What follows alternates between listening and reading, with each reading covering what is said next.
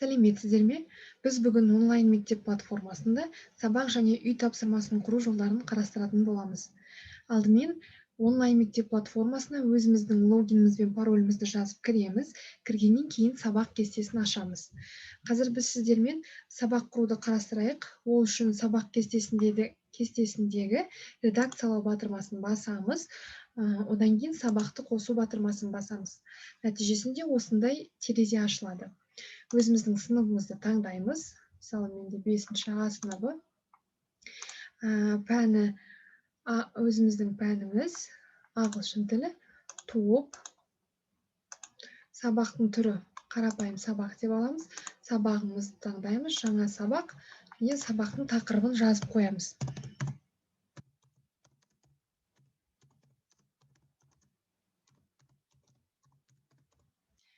Бұл жерге сабақты таңдау кезінде жаңа сабақтың астында менің сабақтарым деген батырма бар.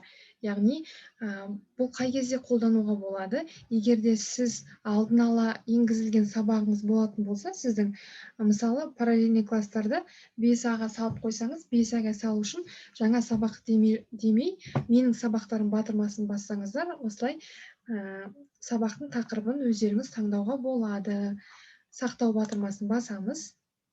Өздеріңіз көріп тұрғандай міне бізге шықты. Енді осыған тапсырма салу керекпіз. Ол үшін өту батырмасын басамыз. Басып болғаннан кейін, мысалы, мұнда кез келген мәтінді немесе тапсырманы өз қолыңызбен жазуға болады. Одан кейін бұл жерге кейбіреулер мысалы ютубтан сілтеме салады. Сілтеме салу үшін мына батырманы басасыз да, мына жерге сілтеменің жаңағы адресін саласыз. Ол үшін мысалы ютубты ашып аласыз.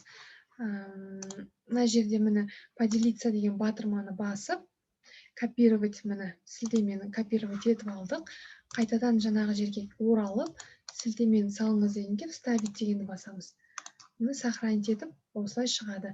Яғни оқушылар ютубқа кіріп жатпай, сабақты бірден ашқан кезде мына видео көрінеді.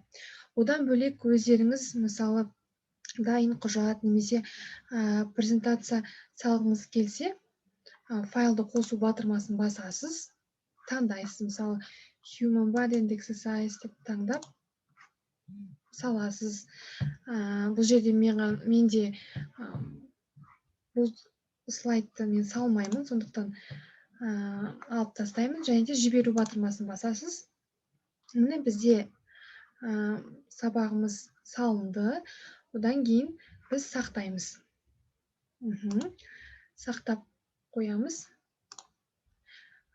Сақтап болғаннан кейін бізге үй тапсырмасын құру керек. Ол үшін міне жанында өту батырмасының қасында құру деген функция тұр. Сол құруға басамыз. Құруға басқаннан кейін үй тапсырмасында міндетті түрде мына уақыты мен күнін таңдау керекпіз. Мысалы, сәуірдің 27-сі. Таңдаймыз. Таңдап болғаннан кейін мына жерге тапсырмамызды жазамыз, мәтін. Мысалы, оқулықтағы 3-ші жаттығу деген сияқты 84-ші беттегі 3-ші жаттығу деп жазсаңызға болады. Немесе дайын, мысалы, кейбір адамдарда дайын тапсырма болады. Компьютерда немесе ноутбукта сақталған тапсырманы қосу үшін файл қосу батырмасын басамыз. Содан кейін тапсырма мен мысалы басамын да, мына жерге жүктеймін. Және де бекітілді деп мынандай функция шығады. Жіберу батырмасын басамын. Мұнда міндетті түрде бірдеңке жазып кету керекпіз. Яғни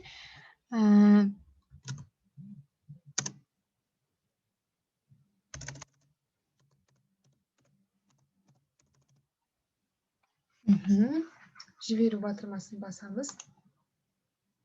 Міне біздің үй тапсырмамыз да, сабағымыз да сәтті аяқталды. Сәтті құрылды.